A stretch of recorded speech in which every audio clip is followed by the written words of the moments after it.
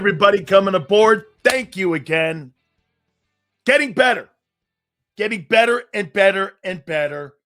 I think Xander just said it, man. We're all over the place right now. We're talking with our TV show on weekends. We got a radio show in the morning in Tampa.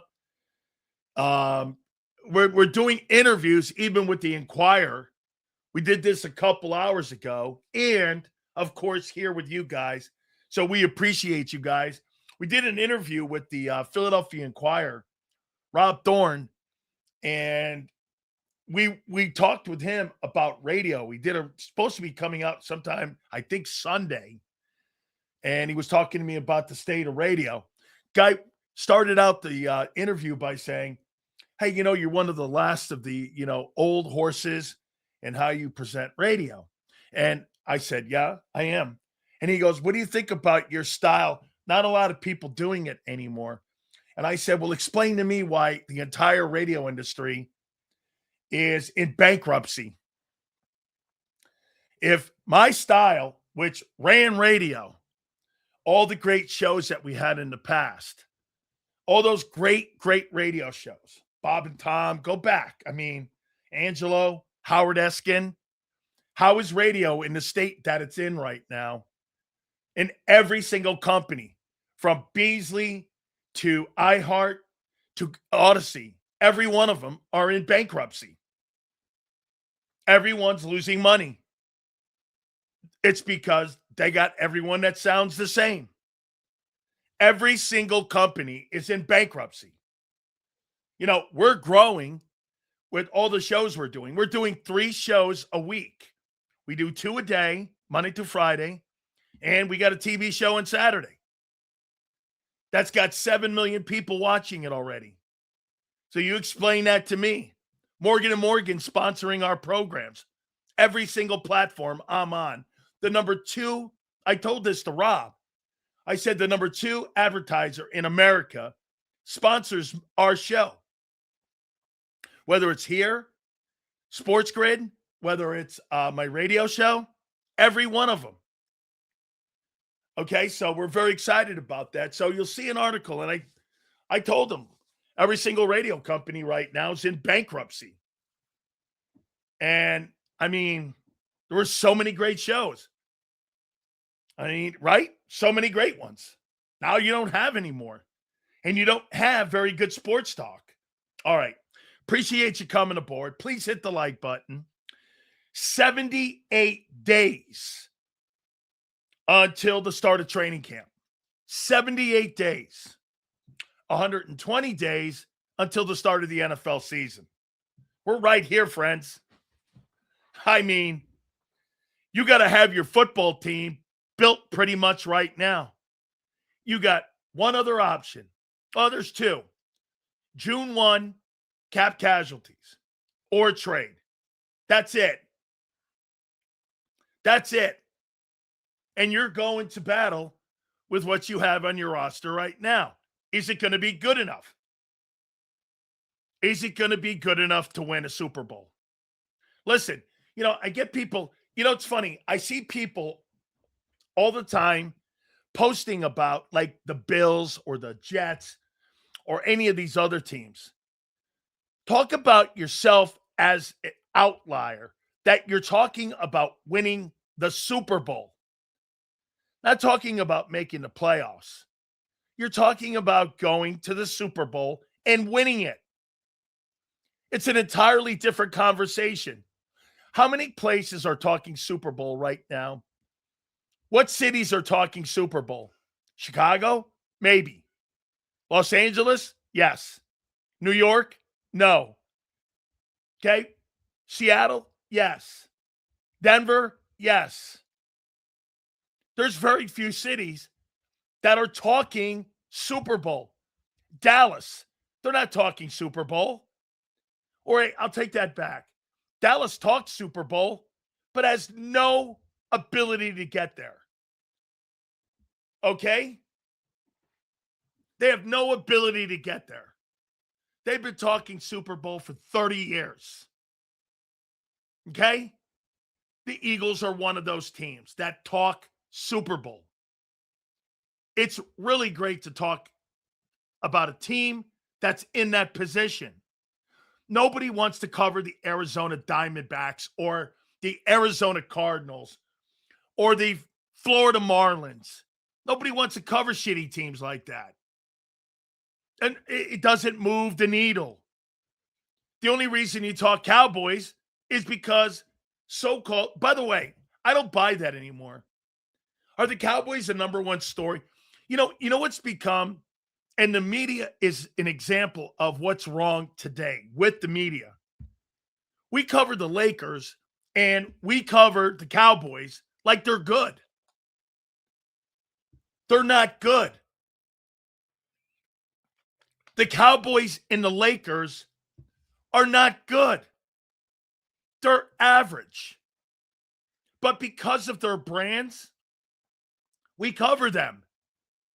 They're just not good. Okay? I mean, have the Cowboys done a lot this offseason? Yes. Do I think they're going to be better? Absolutely. Do I think they could be in a position? But here, you got to go do it. Because right now, at least the one thing that the Eagles have compared to the Cowboys, you know what it is? They've done it. The Cowboys, we're talking about it. And the Cowboys should be good.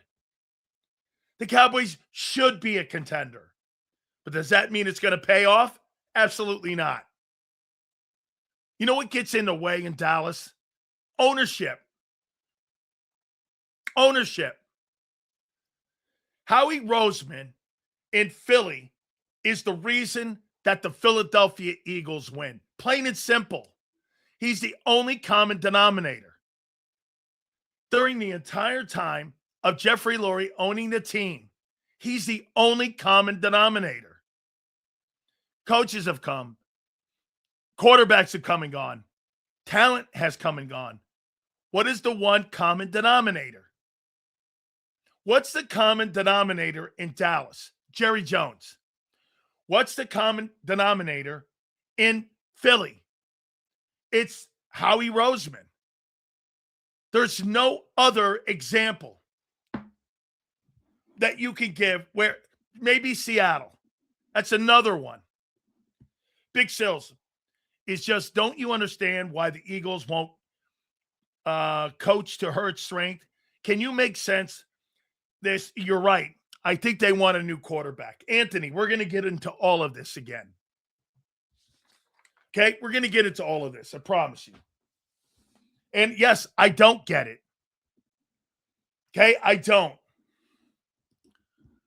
I like how their rookie Downs is going to transform the defense, but our rookie Lemon is going to go for 250 yards on the season by this thing.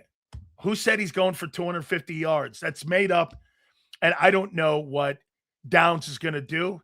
I have no idea what any of these guys are going to do. To sit there and say that Lemon is going to be a star receiver is insane. To sit there and say that Downs is going to be a star is insane.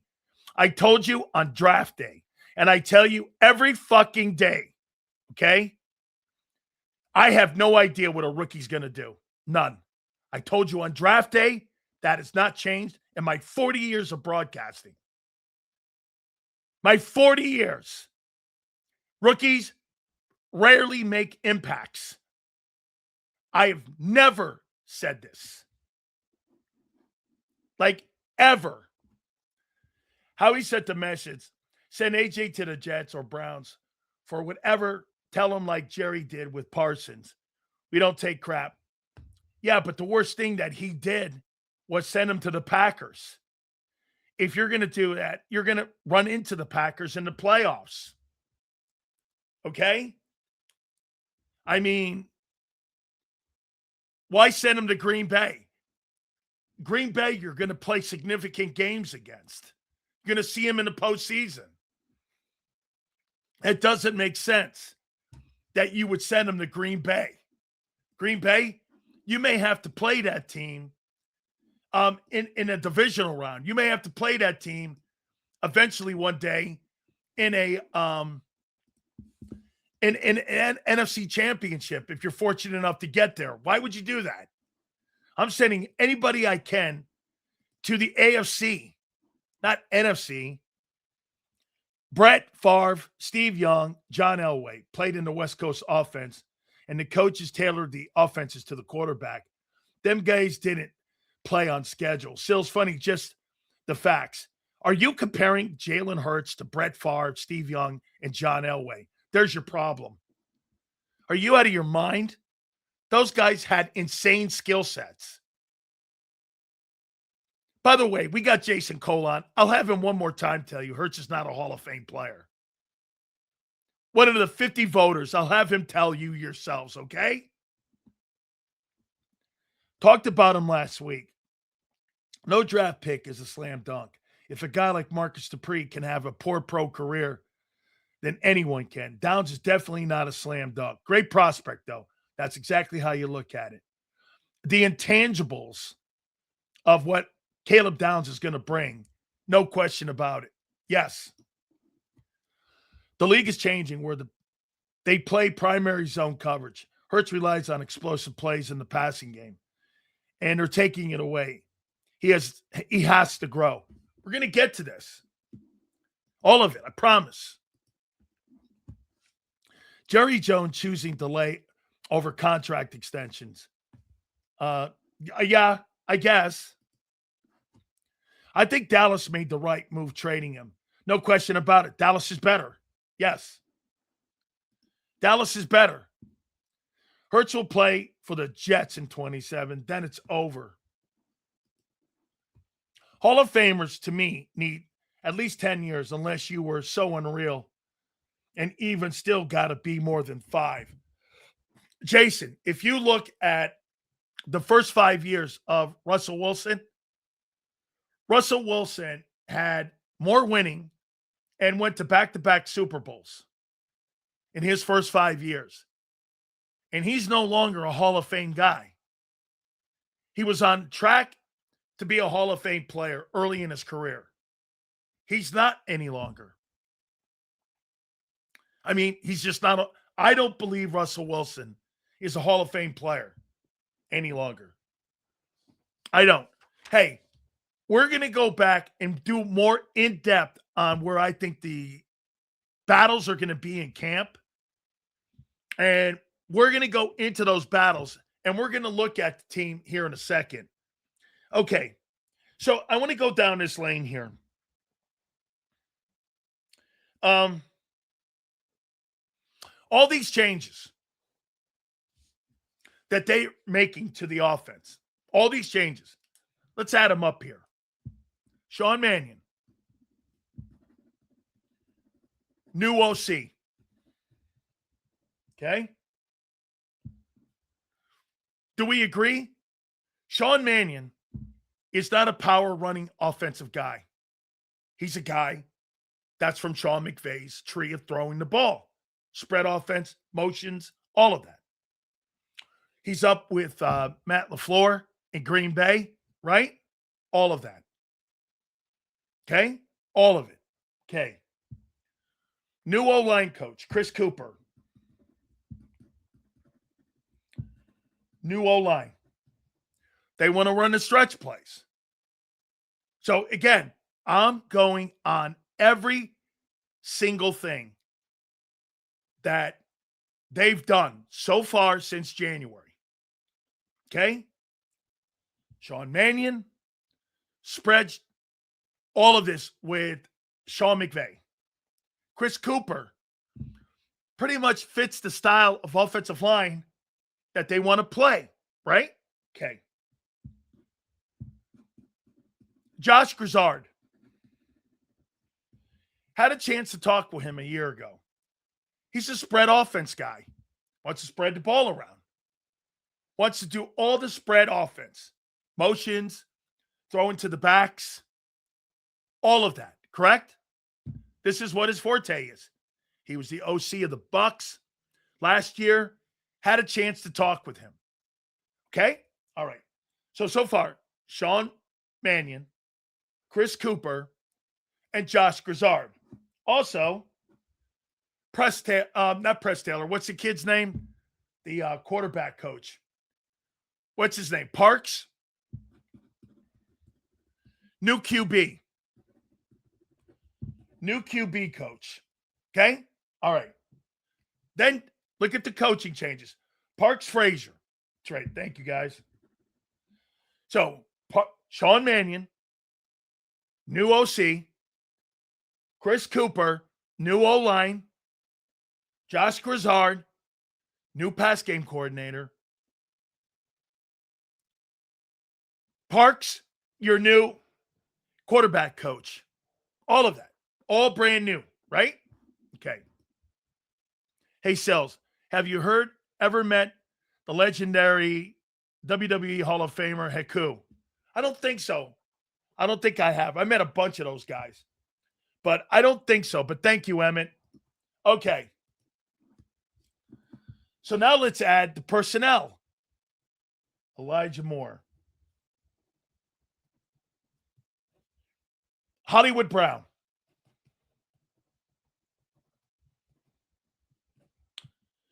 Mekhi Lemon. And Dontavian Wicks. And Stowers. So you've made 4 changes on your coaching staff. And you've made changes in personnel. Elijah Moore, Stowers, Lemon, and you're also getting rid of AJ. Okay.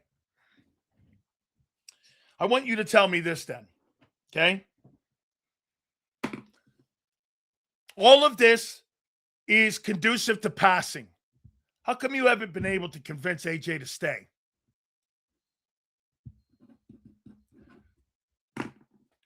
Wouldn't that show you they want to throw the ball?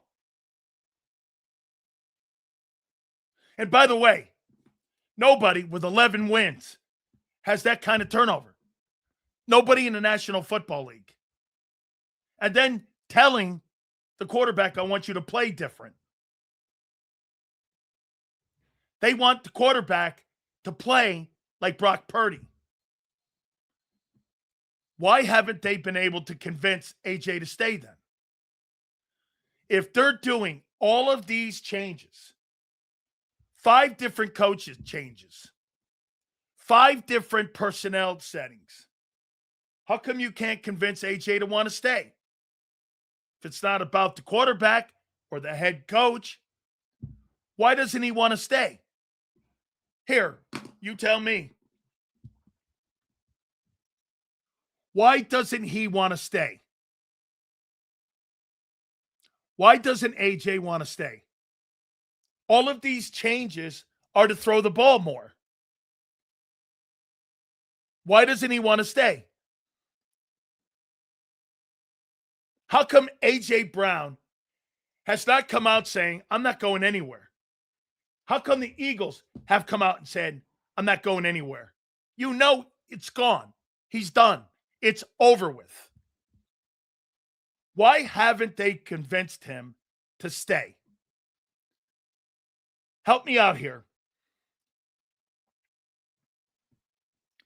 Ask yourself, why haven't they been able to convince Brown to stay? Let's see. Let's see here. Let's go to people that making sense here. Why the hell did he want to knock out Nick? I don't know any of that, okay? Passing game not going through him. That is a topic. Passing game not going through him. Okay? By the way, I'm asking you guys, how come AJ Brown doesn't want to stay if you're making all of these moves? I'm asking you. Mark my words right now. Hurts will prove all doubters wrong. Can't throw in the middle. Wrong. Can't throw from under center. Wrong. Everyone's forgetting he has Brady-level competitiveness. That has nothing to do with skill set. He's a diva. The reason we wouldn't keep T.O., he's a diva. Okay? So he's a diva. So far, he's a diva. Even though you're changing to throw the ball. By the way, I'm not asking you, and I haven't said Jalen Hurts' name at all. Why haven't you been able to convince A.J. Brown to stay? Answer the question. Stop with all your BS about you thinking this is about hating Hurts. It's not. Why haven't the Eagles convinced A.J. Brown to stay? You can't answer the question, can you? Because there is no answer. He still believes that AJ's staying, so there's no getting around that. Okay? This is why we're not converting with that. He's gone. This deal's done already. He knows Jalen will not be able to do it, and he's not going to waste another year of his career. Okay? That's a thought. Shields, I think it's more AJ. He may feel like it's not going to get better no matter who the OC is. Okay? Hey, some of you have some really good takes. Seals, I think Nick, the GM, AJ played the way he played last year to force his way out of Philly. They don't want him anymore. Okay? Could be. Okay? Because he is a cancer to the team. I find this to be egregious. I've never heard anybody say that he's a cancer or lost the locker room. Nobody dislikes A.J. Brown except the fans now. When you have selfish antics, they are not team first. You're gone. Nobody in the Philadelphia Eagle organization has ever said this. I don't care if you have a 2,000-yard receiver. When you behave the way he does, nobody's ever complained about A.J. Brown. That's made up. All these changes. Why doesn't A.J.? Hey, listen, you're basically giving the entire offense a facelift. Why doesn't he want to stay now? Why? You're not better without him. You know you're not better without him. You're only making that up. You're making that up too. You want to talk about narratives? Read some of the comments in the chat. Those are narratives. I'm asking you a simple question. You hired a passing game coordinator. You got a stretch play offensive line coach. Josh Gazard believes in spread offense in motion. Parks Frazier is going to be somebody that works inside the organization. And you signed 5 different play catchers that are possession catchers. Makes sense. Just answer. Hey, listen, instead of thinking it's a personal attack on me, just answer the question.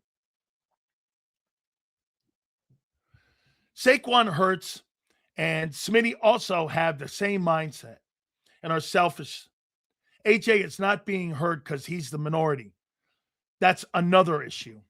Okay? Maybe the organization sees we need to get cheaper in offense. The business side of it. Twiz, you're starting to really, okay? You're starting to really hit some really homers as of late. Good against, you're starting to really make some great points.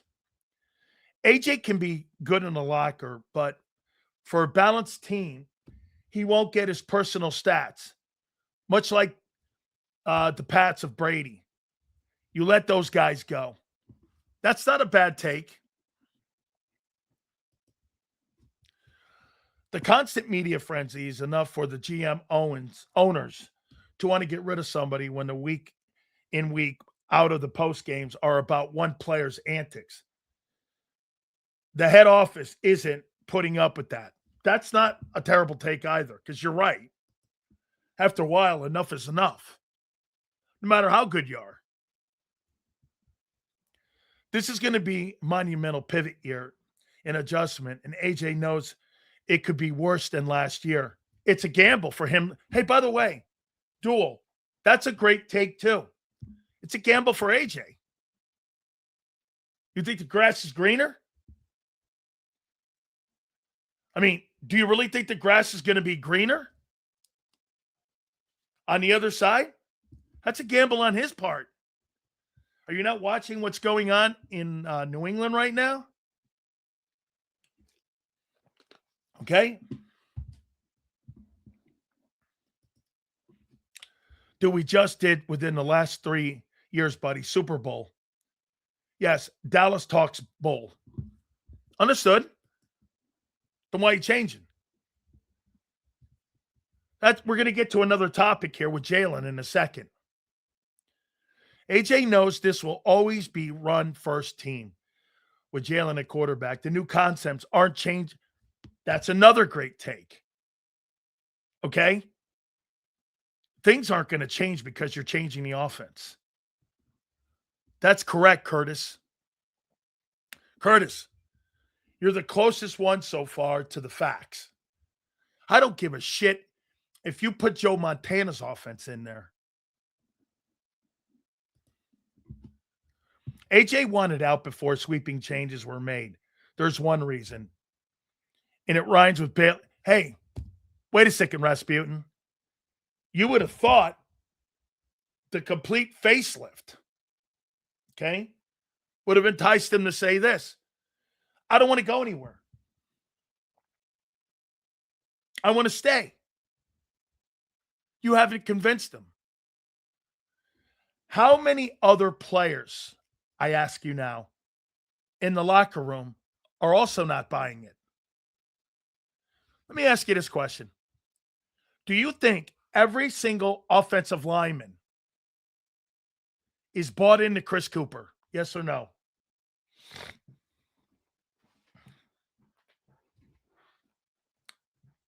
If AJ's not buying into the moves to stay, how many other players aren't? Okay? How many other players aren't?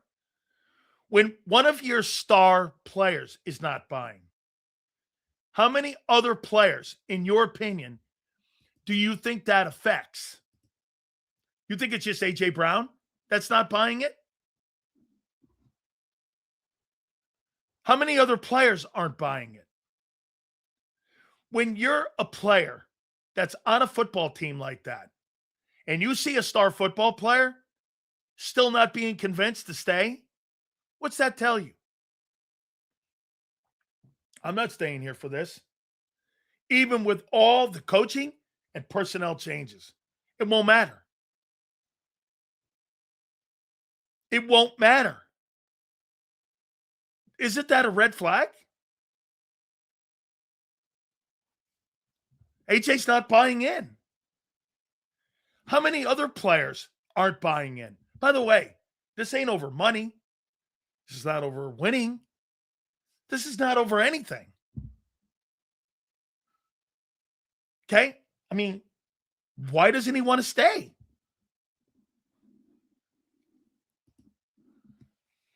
He's about to be 29 years of age. This is a solid move from Howie, knowing, dude, anybody who thinks that the Eagles wanted to get rid of A.J. Brown and get compensation in 2 years from now, that's a ridiculous take. Probably most of the team, including the defense, they know what the problem is. Thank you, Fran. Don't want any $32 million player that tanks in the playoff game, drops balls on purpose. I do not believe A.J. Brown dropped balls on purpose in this 49er game. Do I believe he wasn't focused? Yeah, I do. Sills, Eagle fans talking like nothing's wrong. They're fine with the team. If the Cowboys had that offense with the number one wideout gone, they'd be butt there'd be a butt of jokes by everybody. Yeah, if CD wanted out. Hey, Texas, can you imagine this? That would be like CD Lamb wanting out of Dallas. CD Lamb doesn't want out of Dallas. The offense goes through him. I mean, you've got other issues on your team. It's more organizational. Hey, Texas, you got a great quarterback and receiver combo. It's a great one. It's one of the top 5 in the game. Your problems are in the front office. The Dallas Cowboys issues are hiring of coaches around your star players. That's not the case in Philly. Okay? It's just not. You got a general manager issue inside of the Cowboys. You know it, and I know it. You've never been able to replace Jimmy Johnson. No matter what you've done, no matter where you go, no matter what you've done. And here's the case. I'll give you a Texas. Do you know what you have right now? You have a modern-day version of John Elway, and I'll tell you why. John Elway was 0-3 in Super Bowls. 0-3. Could never win. Got destroyed in many of them. Couldn't win. What did they do to change his career? They got a dominant running game. And what did they do? They got Terrell Davis. And they took Terrell Davis and made the focal point by running the football. And when they ran the ball, Elway won 2 Super Bowls. The difference between Dan Marino and John Elway, Elway bought in. Marino never bought in. Never bought in. And Elway went on to win 2 Super Bowls. Now, again, I'm not sitting here telling you Dak has got the same talent level as John Elway. It's the same story, though. They threw the ball, threw the ball, threw the ball, threw the ball. When Elway got into big games and playoff games, Super Bowls, they got beat because he forced the rock in too much. They changed the mentality. They ran the ball later in his career. If the Cowboys don't run the ball more, okay, Dak will never win. How long did it take? Can somebody, Kyle, taking a sports broadcast class. Thanks for inspiration. Thank you, Kimberly. Hey, Kyle, can you do me a favor? How many years did it take John Elway to win his first Super Bowl? Then he would go back to back. Can you tell me how many years it took Elway to win?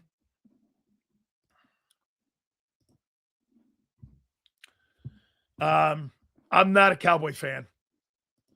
Just because you play there doesn't mean you're a Cowboy fan. Okay? Not a Cowboy fan. Okay. Thank you, guys. So it took John Elway 15 years to win a Super Bowl before they figured it out in Denver. 15 years. 15 years to win a Super Bowl. Actually, I'm more of a Giants fan because my uncle played there. Robustelli, Hall of Famer. Cowboy fan? Not really. Actually, I don't even really root that much for the Bucks. Got Elway, a running back and defense. That's right, James. It took John Elway 15 years to win a Super Bowl. 15. Because why? Got to have a running game. That's how the Eagles have been able to win. They're not winning with passing. We know that. They're bottom 10 the last 5 years. They're not winning throwing the ball. They're winning running the ball. They won the Super Bowl with an incredible performance by Nick Foles against Brady.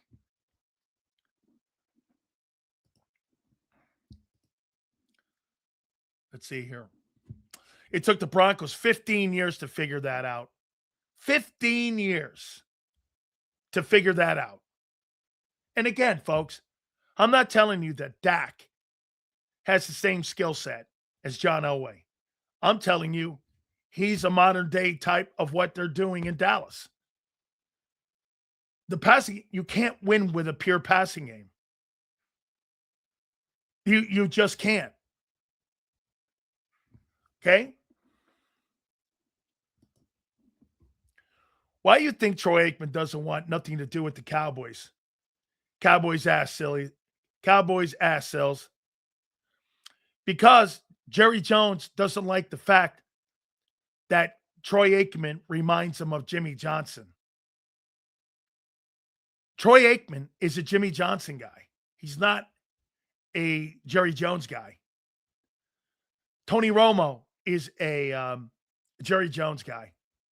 Troy Aikman has nothing and wants nothing to do with the Dallas Cowboys. Think about it. The Cowboys have had some of the greatest passing attacks in pro football over the last 30 years. But they haven't had the most dominant run game. They had the most dominant run game in pro football during the Emmitt Smith era. Even greater than Detroit. Because they had the best and most efficient running back of all time. Whatever you think about Emmitt, Emmitt was the most efficient running back in history of the league. He may not have been like the most flamboyant, electric, but there's no running back like Emmitt. Every level he dominated. Every single level. High school, college, professional. Counting the playoffs, he's got over 20,000 rushing yards. He turned an offensive line that was horseshit into the greatest O-line of all time. Every single one of those guys that were in Dallas before Emmitt showed up were there. Crawford Kerr, Nate Newton, Mark Tuney, Tom Rafferty. All of those guys were there. And they won 4 games previous before Emmitt got there. Emmitt goes there, changes the entire landscape. I mean, Emmitt Smith was the reason that the Cowboys dominated. Not Michael Irvin, not Troy Aikman. It was Emmitt. I mean, Emmitt was the reason. You guys can pick all the running backs you want. Nobody's had more success. Here, figure this out with Emmitt. 18,000 rushing yards. I'm not even counting postseason. 12,000 rushing yards in high school and 5,000 rushing yards in college in 3 years. Emmitt Smith went for 35,000 yards in high school, college, and in the pros. 35,000 rushing yards. There's nobody close to that. Nobody. Was Barry more electric? Yes. Was Gale Sayers more electric? Yes. Was there more powerful running backs? Yes. There wasn't more successful running backs. The running game is the secret sauce to winning. Correct. Duel. Here's the secret. Okay? Since 1920, when the National Football League was founded, the 2 things you have to do in pro football, in my opinion, to win. You ready? Run the ball, stop the run. That hasn't changed. It's still the same. Stop the run the ball. So Dallas has not had a 100-yard rusher in the playoffs since 18. They need to That's right. That's right. Dallas can't win because Dallas can't run the ball in the postseason. I mean, listen, hey, my friend, do I like other running backs than Emmitt? Yes. But get this, he's a 3-time Super Bowl champion. He's a Super Bowl MVP. He's an NFL MVP. And he's the all-time leading rusher. And nobody's going to touch him for the next 50 years. Passing yards will be broken. Emmitt's rushing title will never be broken. That's what made that Cowboy run. It wasn't any of the other two guys of the triplets. The point I'm making, Dak can't win in Dallas because they changed mentality. And that's what the Eagles are trying to do. You're getting away from something that made you great. What separated you from Dallas, you had the commitment to the run game. Now you're making all of these cosmetic changes to the pass game. And here's the next topic, okay? How do you tell Eagle fans? Think of this, JP. How do you tell Eagle fans that the last 5 years, we can't win this way anymore? How do you explain that to you guys? How do you explain that? Answer that question. You're the fans. Everything I just told you about the Cowboys and what they're doing wrong, make that make sense. How do you tell Eagle fans the last 5 years, okay, and how we won? We're moving off that, and we're going to be more of a passing attack. And how do you explain that? The biggest risk in 2026 is telling Eagle fans that the last 5 years, we can't win this way anymore. Imagine that. We can't win this way anymore. So we're going to do something completely different than what we've done the last 5 years. You're basically ripping up everything that made you great to do something completely different. How do you know you even have the personnel?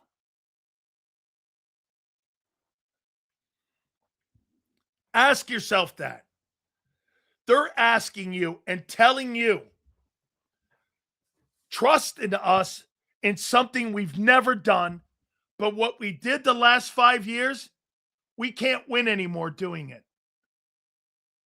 That's the biggest risk. The biggest risk going into the 26th season is all the changes you've made. And then trying to sell that to Eagle fans. The last 5 years, we can't win like this anymore.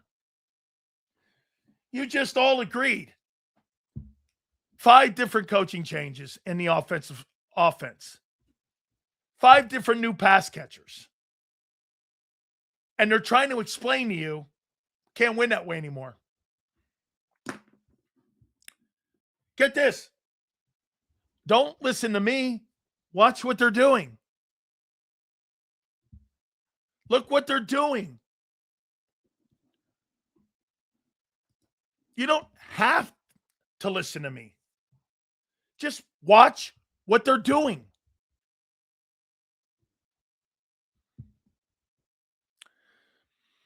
O-line that you leaned upon is no longer their dominant level, and that the quarterback chooses not to run anymore. What are your options? Okay? Relative. Okay.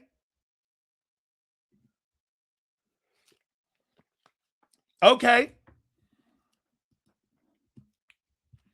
The only reason the Cowboys were a dynasty was because the O-line made Herschel Walker look better than he was. That's such an absolute ridiculous comment. Herschel Walker is one of the greatest running backs in history. And even with a shitty football team, he had 1,500 yards rushing and 700 yards receiving. And when he was in the USFL, many of those players went to the pros. He had $2,000 rushing. And in college, he was a dominant player. The fuck out of here. Herschel Walker was a bad player. Can't be any dumber. We're doing the same thing we've done the last 5 years. Just giving a different. That's ridiculous. So wait a minute. We're going to, according to RC3, you got 3 first-rounders in the wideout position. And you added a second-rounder along with God, who's here. Look at what you have in the run game. Hey, Texas boy, listen to what this guy is trying to explain to you, RC3. You gave up a 1 for AJ. You drafted Devontae, 1. You drafted Lemon, 1. You got Goddard, a 2. Now you got Stowers, a 2.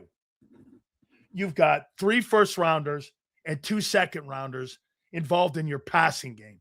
And he thinks they're going to still do the same shit that they did the last 5 years. Why in God's name would you pay $32 million, $26 million, $50 million to a quarterback and use 3 1s and 2 2s to sit there and say, we're going to run the fucking ball? How make that make sense? 3 1s and 2 2s and almost $90 million. And we're going to run the ball. Okay? How in God's name are you doing that?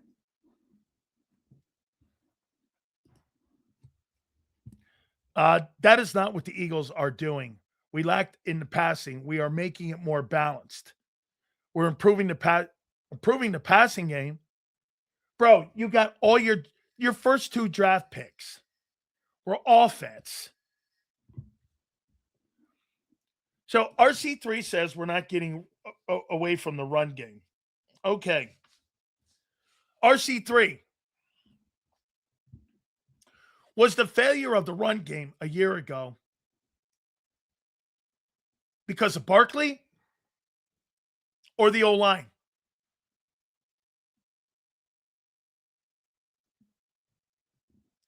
Was the failure of your run game a year ago, was it Barkley being off or the O-line being off? O-line. So, Bob, Ish, how do you know it wasn't Barkley? Their pass protection, they were second in the league. How do you know it wasn't Barkley that he's out of gas? How do you know it wasn't this? Like Jeff Stoutland said, running bad run plays. How do you know it wasn't Kevin Patullo with bad play calls? Everyone's assuming the O-line. Okay? So you're saying that Barkley is going to have, 1,600 yards this year? And why are you assuming that the O-line will be healthy? Because they're what, older? What do you're hoping? How do you know Barkley's not finished? I never said the offensive line was horrible. I never said that. You are.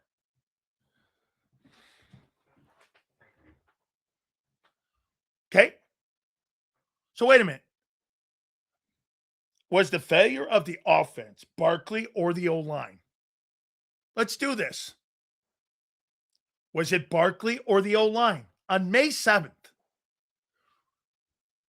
who are you suggesting that if we put in the backfield Jamar Gibbs couldn't run behind that O-line? Is that what you're saying? That Jamar Gibbs could not run and gain 1,400 yards? Is that what you're saying? That Gibbs couldn't do that, or Bijan couldn't do that? Okay? Is that what you're saying? So, Pietis is saying that Jamar Gibbs. Okay. So, JP. So, it's not Barkley. Is that what you're saying? Are you guys saying Saquon Barkley was not the reason that the run game was bad last year? Is that what you're saying? And that it was all O-line? So Barkley's got a ton of juice left in your thoughts. I don't think so. I think that 2024 began the ending of the clock. Every running back's got it. Not everybody's Emmitt. Okay? I disagree with you. I think it's Barkley. I think a better back would gain more yards behind that O-line. And by the way, how much do you think the passing game affects the run game? Anything? Anybody? You think the passing threat has hurt the run game? How much is the fact that they can't throw the ball very effectively as a unit the last 5 years? How much do you think that's hurt the run game? Nothing, probably, right? Can't threaten anywhere but the sidelines. You can't sprint out. You don't have no check down game. Okay, you have no screen game. How much do you think that affects the run game?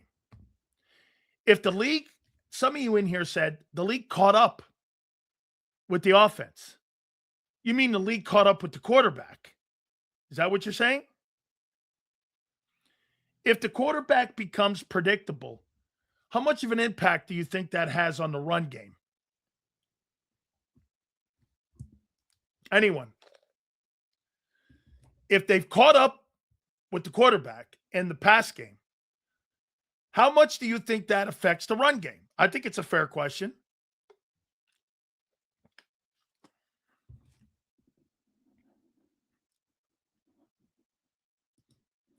A lot of teams copy each other. We can't run the ball. We lose control of the pace of the game. That Sticky Dog, that is a great comment because time of possession, field position is what wins ball games. Absolutely. Dude, football starts with the trenches. You know that. Okay, so wait a minute. I just got through telling you folks that Emmitt Smith transformed an offensive line that was dog shit prior to him getting there. Dog shit. Just complete dog shit. And when Emmitt got there, it changed the entire landscape. Okay, here, let me show you something.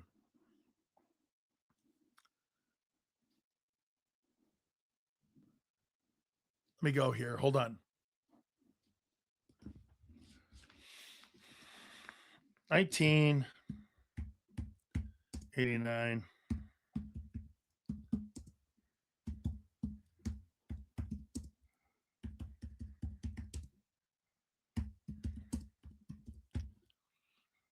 Okay. Cowboys in 1989 were ranked 24th in rushing. Emmitt gets there.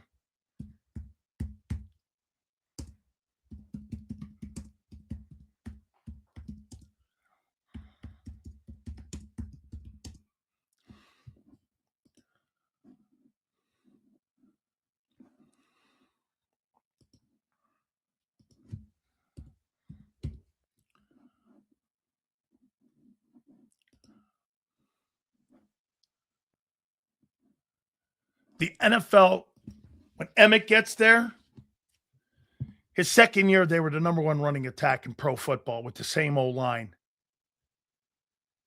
By 91, Emmitt Smith had the Cowboys the number one rushing attack in football.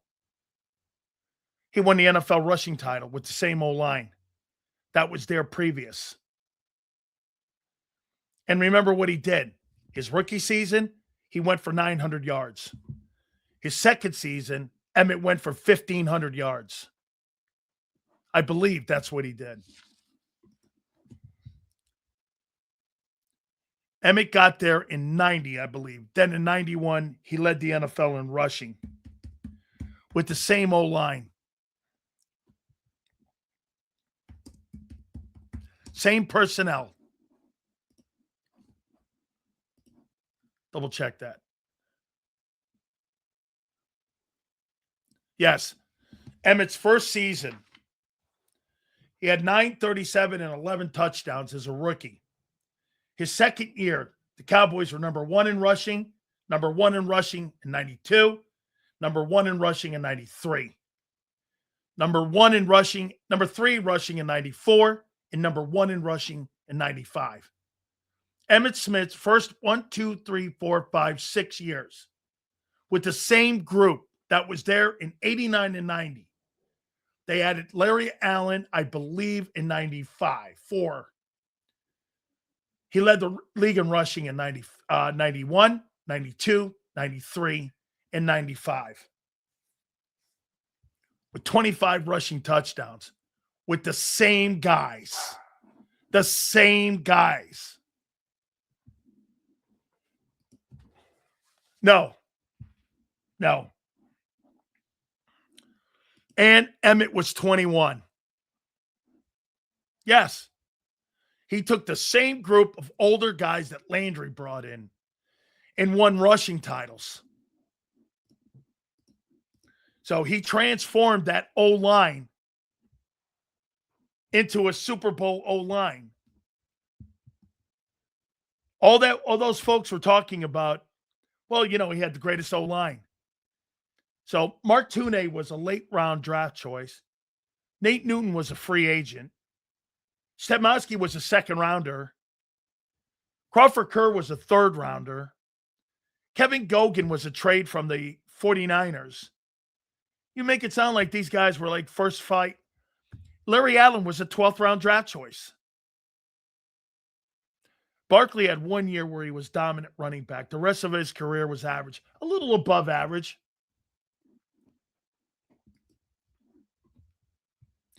Emmitt made him better. Only one offensive lineman from the 90s is in the Hall of Fame, Larry Allen. Correct. Swab, that's the point. How do you know it wasn't Barkley who made the O-line look bad? Is my point. You're assuming it's the O-line. I saw, am I right? Help me out here. I saw in the playoffs in 24, Cam Jurgens and Landon Dickerson dragging their legs during the playoffs. Am I right or wrong? You guys remember that? And Barkley was still running the football well.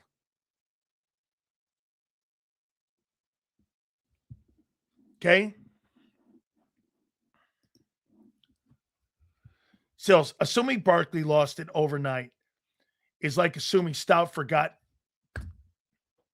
I agree with you. To assume that Jeff Stoutland is a bad coach in 8 games is absurd.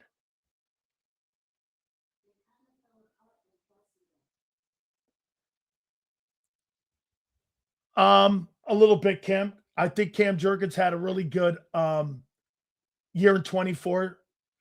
But I tell you what happened is that Cam couldn't keep the stability and the consistency that Kelsey had. Kelsey played 14 years of great ball. I don't think Cam has 5 years of great ball left.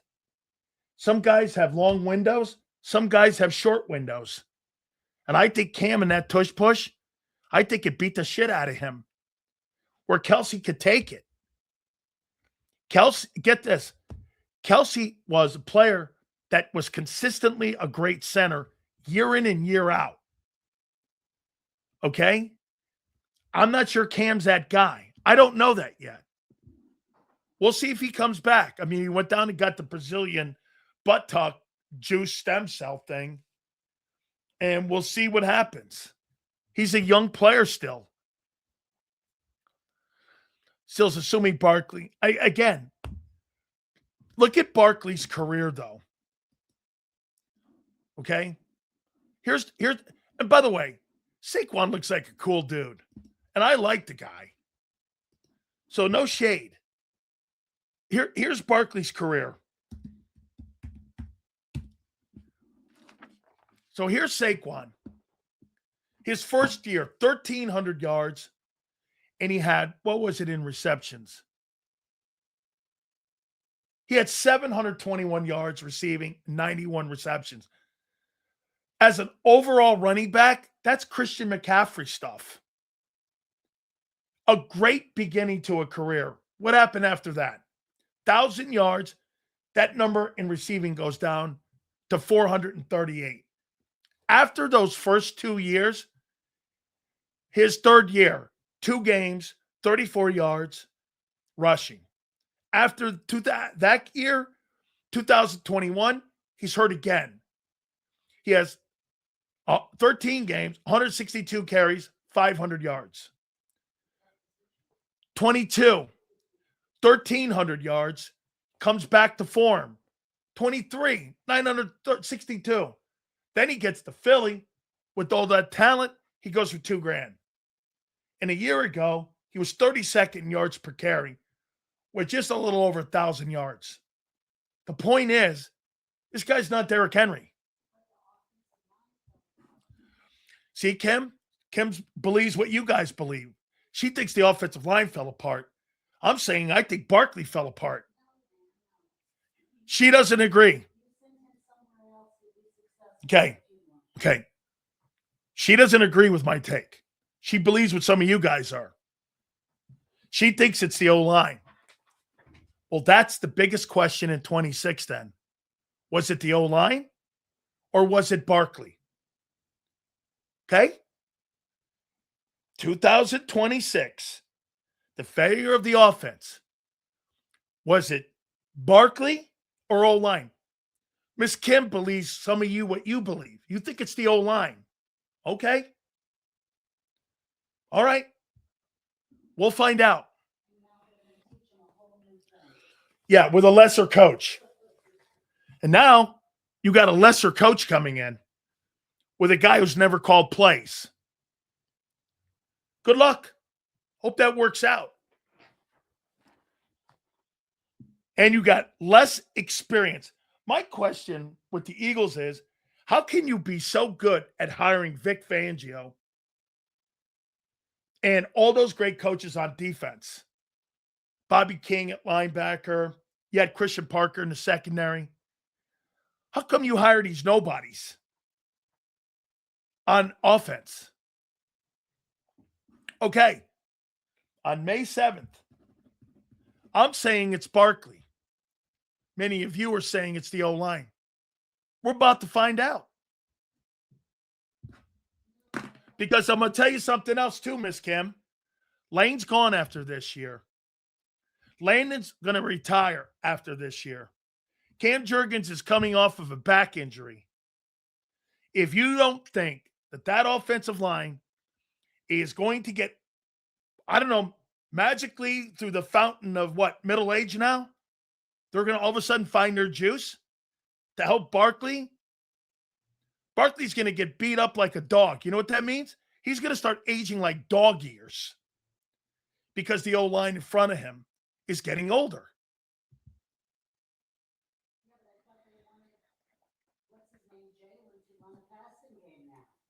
They do want to. That's why they're going to the passing game. They were second in pass protection last year. And that's why they've hired 5 wideouts. Okay? Miss Kim just said, you're going to need a crystal ball to figure this out. This is why the biggest questions. You're correct. This is like looking through a crystal ball here. Okay? Well, now let me ask this question. So, lovely Kim's involved, and I love it because she's great with this stuff. So, the last 5 years, the Philadelphia Eagles, let's go to the last 4 years, not count the rookie year. Okay? You've been to 2 Super Bowls. You're 50-18. Jalen Hurts is 6-4 in the playoffs. He's excelled in Super Bowls. Are the Eagles forcing these offensive changes on Hurts? Or is Hurts asking for these changes? How do you convince Jalen Hurts that the last 5 years of the way he's been winning games is no longer the way to do it? Make that make sense. Hey, guy, do me a favor. All the shit you've done, all the Elizabeth just said she's a savant in football. She is. She's great at it. Listen, how do you go to Jalen Hurts and tell Jalen Hurts everything you've done the last 5 years? Okay? We want you to change. Are they forcing the changes on Hurts? Or did Jalen ask for these changes?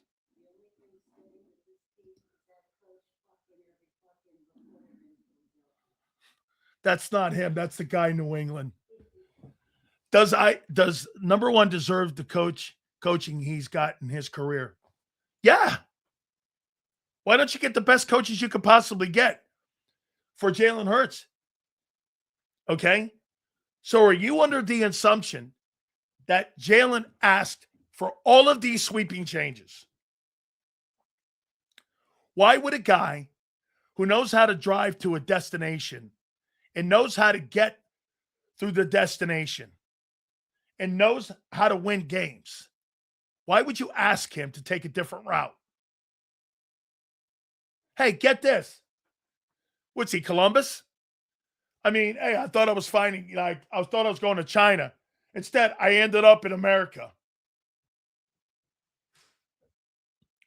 Why would you ask the quarterback on all of his success, hey, Jalen, I want you to completely change in all the shit you've done? And are they forcing this on him? Okay. Why? Hey, Jalen, guess what? Last 5 years, all the great shit you've done. Jalen went to them and said, let's completely flip the entire offense. When he's had a bottom 10 passing game for the last 5 years. The Eagles have had the bottom 5 passing attack in 5 years. Bottom 23, 6, 16th, 29th, and 23. That's bottom 10.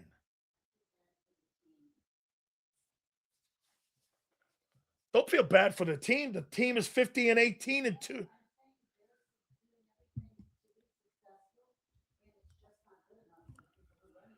That's another great point.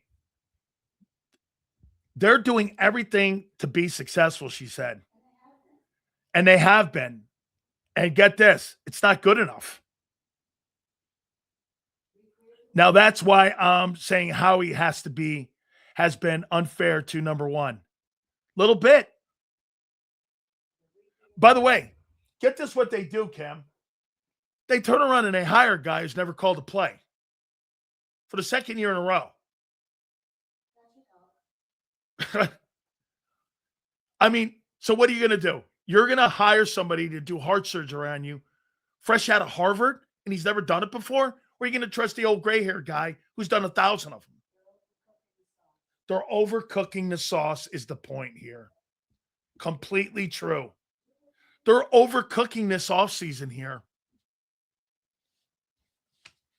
They're overcooking it. Leave well enough alone. Dude, if I have Secretariat, I'm not going to turn Secretariat into a trotter or a show pony. I'm going to run Secretariat as long as I possibly can.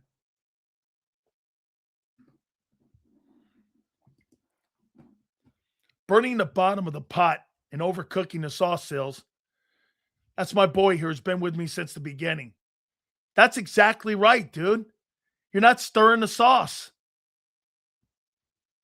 You're letting it just sit there and burn. You're overcooking it. Sales, I believe Hurts wanted to get away from the RPO to extend his career. So Hurts started to change. Okay, so you believe he went to the front office and said, we need to change. I don't buy that, man. If I'm good at something, hey, dude, if I'm a sprinter, I'm not going to go become a long-distance marathon runner. You think Usain Bolt said, you know what's going to extend my running career? I'm going to slow down a bit and I'm going to run marathons.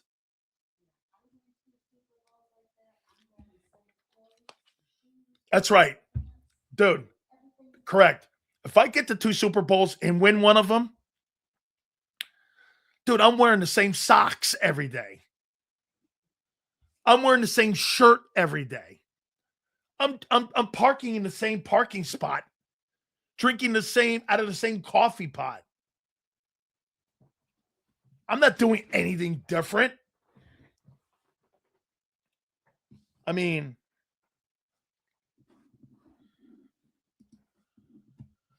people are underestimating how hard it is to be do a complete 360 on offense. Everything is going to change, and we're going to let an inexperienced OC who's never called plays run the show. And by the way, I got a comment here. According to Jeff McClain, this will be the first offensive coordinator. Sean Mannion will have complete autonomy. He'll be the first one to have complete autonomy in running the offense. A guy who's never done it. Hey, at least they're all in. Think about that. A guy who's never called plays. This will be the first time that they're all in. And remember, this is not a Jalen Hurts offense. He's never run it. John McMullen on Birds 365 keeps saying he doesn't believe it, that they're going to revert back. If they revert back, it's the biggest failure in the Sirianni era. You spent 3 1s, 2 2s, brought in all these new coaches to go back to what you did. That's a failure. I mean, the further his career goes on in Philly, the further away you're getting from his skill set.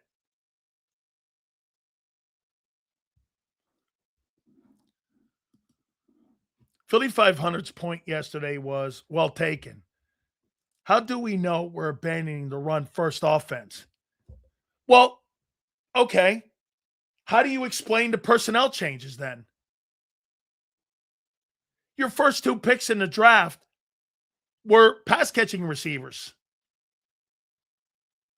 Get this.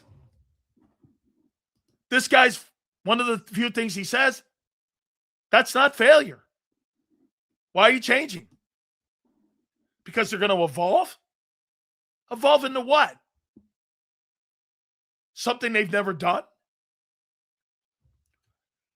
How are you convincing people and fans that the last 5 years you can't win any longer like that? Kyle, did I miss a super? Sills, let's say start bumpy on offense in September, but by late October, it starts getting better. My question is, will the owner have the patience?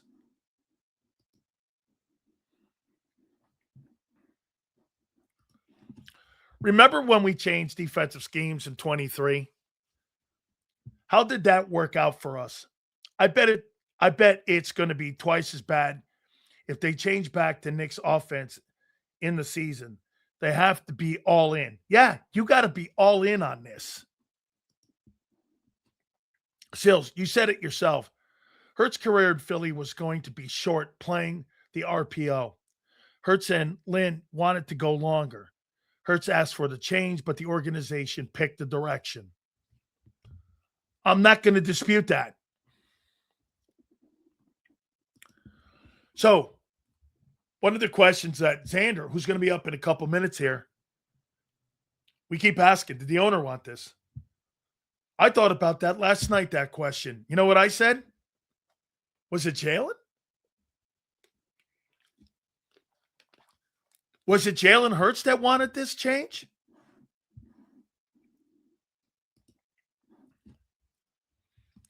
It's hard to explain anything they're doing, but it sure looks like they're going to try to throw the ball. Okay? Look at this guy here. Dan Sileo supports Mike Vrabel and Sharon Moore, both cheaters. There's two different things here, my friend, and you're combining two. Mike Vrabel didn't do one thing wrong as a football coach, and nor did Sharon Moore. As human beings, that's something that they're going to have to deal with their own God and their own wife and their own home. Those are two different conversations. This is pro sports, guy. Nobody gives a shit about that stuff with Diana Rossini. I got a family to feed. I got to block people. I got to catch footballs. I got to tackle people. Whoever Mike Vrabel's doing has no bearing on my life.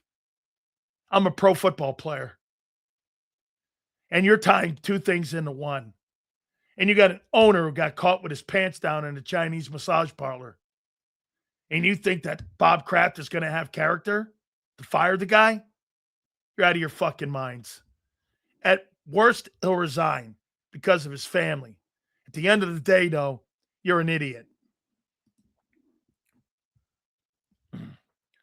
Again, seriously, Sills, how as an organization did you not see how great the offense was in 22 and say, whoa, we have to build on this and make this? Again, David, I agree. Dick Train says, I support those guys. Support what? So wait a minute. Get this. Where's that take? By that Duke, that dumbass. Get this.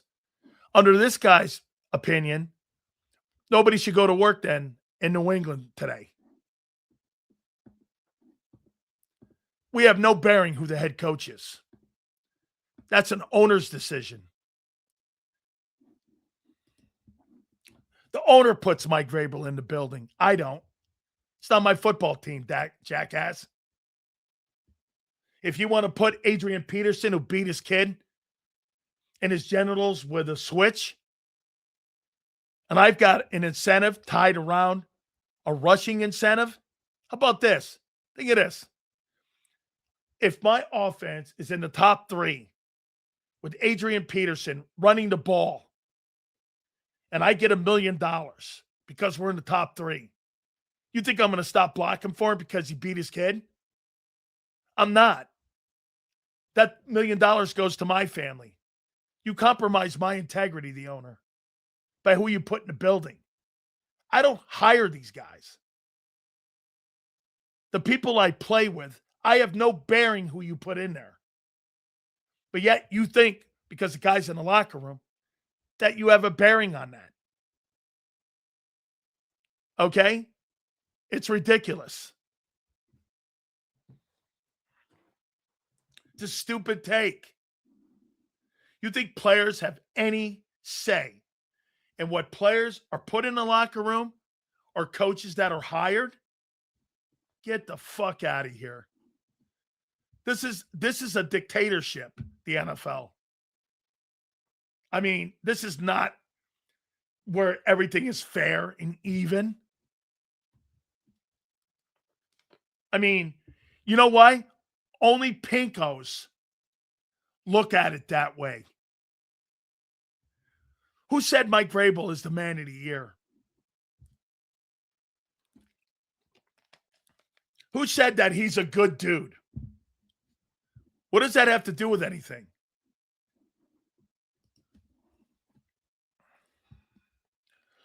Yes, Kraft got caught in a massage parlor, but he was a widow at that point. I'm not making excuses for a guy getting caught in a massage parlor. What wealthy old guy doesn't trick off on younger women? I listen. I don't care about that shit. That's not my deal. Okay.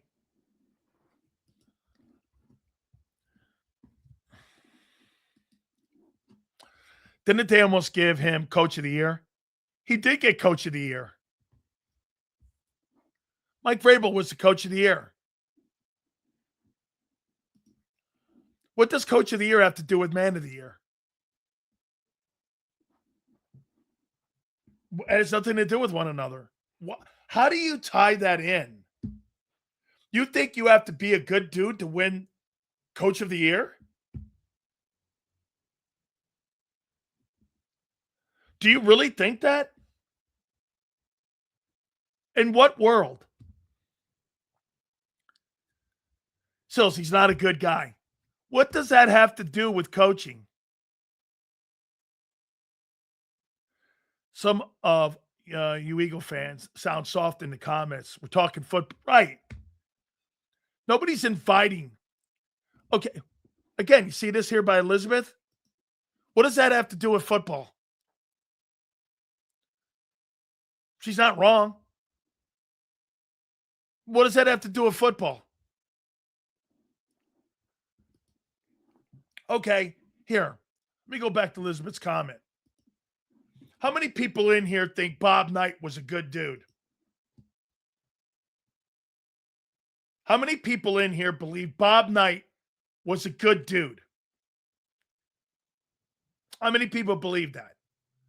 That Bob Knight, the man who motivated kids, told them to have character, be a good dude. When here's the guy that, and I'm paraphrasing, hey, if you're getting raped, you should lay there and enjoy it. Bob Knight said that to Connie Chung in a 60-minute interview.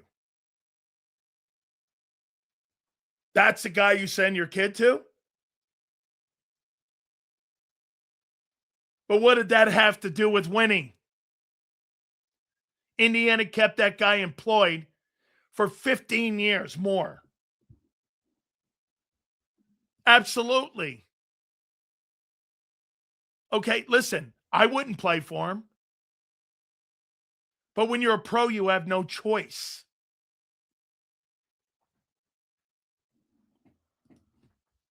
You missed the point. Most of these coaches, okay? Here, look at this. Mike Vrabel's a cheater and terrible husband. Yes, the Patriots are a trash organization. He should be fired. You just said it. He just said that the Patriots are a trash organization. Mike Vrabel's a cheater, but they should fire him, even though the Patriots are a trash organization. Why would a trash organization fire a guy who did the same thing the owner did? Why? Because it's his bat and ball?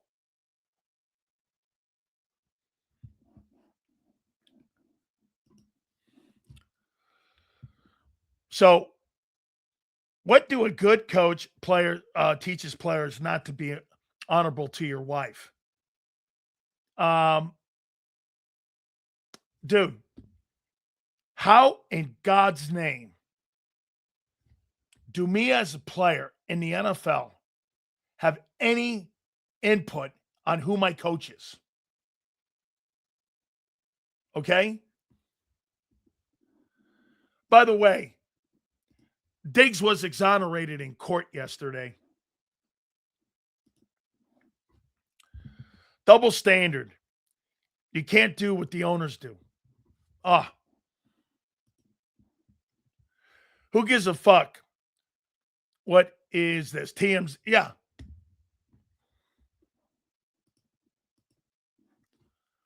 Get this. Just a bad look all around. And the NFL is hiding it. The NFL's not hiding anything. Roger Goodell told you on draft day when he was asked the question by Mike Greenberg, this is a private matter, has nothing to do with us. What a world. You can sleep with, the last time I checked, doesn't make a difference in football. Who cares? In pro football, how does it matter? Charles, should these players not show up to work? How about this one here by Elizabeth? So, hey, Cam, question. All the women that are watching, if you had a 70-year-old coach and he had a 22-year-old chick as a girlfriend, would you send your kid there? Hold on. Bill Belichick's the greatest coach in NFL history. He's got massive connections into the National Football League. He's coached some of the greatest players of all time and developed Brady and Lawrence Taylor. You're telling me you don't want your kid to be coached by the greatest coach in football history?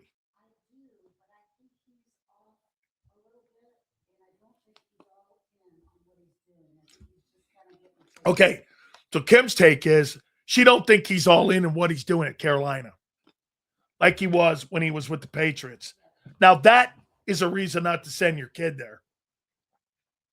That is. Bill, are you all in? Okay? Bill, are you all in? If he could get my kid to the league, hell yeah. Well, ask yourself this. Think about that. Who's going to help you get your kid to the NFL? Deion Sanders or Bill Belichick?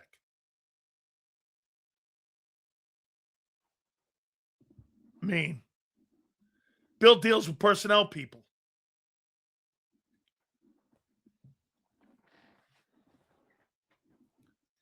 Bill deals with personnel folks. Angry Seals, AJ Brown is staying. How you doing? All right. You must believe in the tooth fairy too. What do you put, $5 under your pillow? This guy thinks AJ Brown's staying. He's got $5 to put under his pillow, and he prays the tooth fairy comes in, and there's $5 under his pillow. AJ staying. Holy shit. Don't worry, son. I'm going to have a bunch of you guys rolling my way by the end of 2026. Man, there's going to be a lot of knee dragging. I'm going to get a form. I'm going to have Xander make a form, a formal apology to Big Sills. And we're going to have an apology day. And we're going to put people on, and you're going to say sorry, and you're going to kiss my ass for like about 2 hours. Wait, it's got to be 4 because I'll get a text message from Big Joe, and Joe will tell me, what do you think this is, May? What is this, half days? I'll get one of those things. All right. I think we figured this out. Holy cow, we got Big Kim chiming in today.